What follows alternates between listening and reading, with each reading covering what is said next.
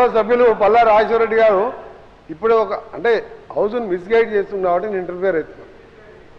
Bonus సంబంధించి 250 కోట్ల చిల్లర బకాయిలు ఉన్నాయి, త్వరలో చెల్లిస్తాము.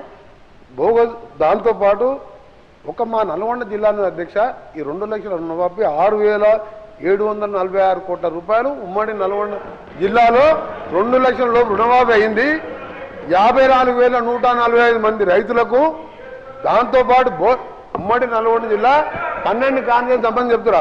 దాంతోపాటు 95 కోట్ల రూపాయలు మా జిల్లాలో బోనస్ సంబంధించి 80 కోట్ల రూపాయలు చెల్లించడం జరిగింది. 16 కోట్ల రూపాయలు డ్యూస్ ఉన్నాయి బోనస్.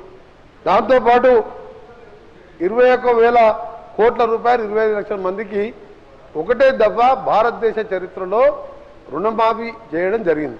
వీళ్ళు 1,00,00,000 రూపాయలు అని చెప్పి 4, 5, 6 ఇన్స్టాల్మెంట్ ఇస్తే బ్యాంకు వాడు వడ్డీలకే సరిపోయింది.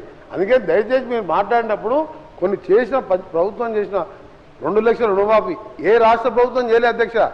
అలాంటి విషయాలు చెప్తూ ఇంకా ఏమున్నా మీ డిమాండ్ చెప్పాలి తప్ప 600 కోట్ల బకాయిలు ఉన్నాయని చెప్పి నువ్వు చూపించండి. 600 కోట్లు ఏ జిల్లాలో ఎంత ఉందో మా దగ్గర లెక్కలు ఉన్నాయి, మీ దగ్గర పంపిస్తాం చూడండి. ఎందుకు తప్పు మాట్లాడతారు? ఎందుకు ఓర్వలేకపోతున్నారు?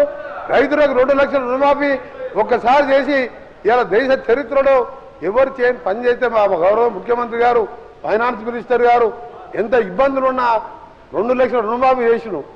దాన్ని హర్షించేది పోయి ప్రతిదీ రాజకీయం చేయడం. జనగామలో అధ్యక్ష వీళ్ళు చెప్పాను ఇప్పుడు వారి కాన్ఫరెన్స్లో 28,590 మంది రైతులకు 263 కోట్ల రూపాయలు మీ జనగామ కాన్ఫరెన్స్లో రుణమాఫీ 2 లక్షలు అయింది. మీకు తెలుసా అసలు రైతుల లిస్టు తీసుకుందా? అందుకనే మీరు 600 కోట్ల బోనస్ పైసలు లేవు, పెండింగ్ లేవు, తక్కువనే ఉన్నాయి, అన్ని చెల్లించడం జరిగింది. చాలా హ్యాపీగా ఉన్న రైతులు. దయచేసి ఉన్న ఫ్యాక్ట్స్ గవర్నర్ ప్రసంగం మాట్లాడవలసిందిగా రిక్వెస్ట్ చేస్తున్నాను.